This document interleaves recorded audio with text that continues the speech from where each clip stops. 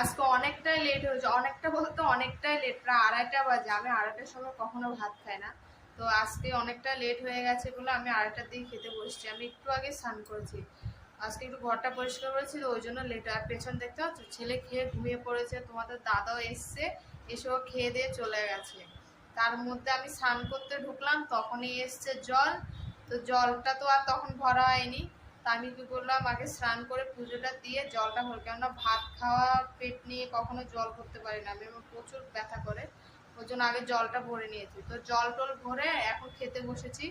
তো আজকে শুক্রবার, তো শুক্রবারে আমাদের নিরামিষ হয়। তো নিরামিষ কি করেছে বলতো, এখানে রয়েছে বেগুন আলু চাকচাক করে ভাজা, এখানে রয়েছে তোমার মটরশুঁটি গাজর ফুলকপি দিয়ে ভেজ ডাল করেছি, ফুলকপিগুলো গলে গেছে, এই যে একটা রয়েছে, এই যে দেখো রয়েছে।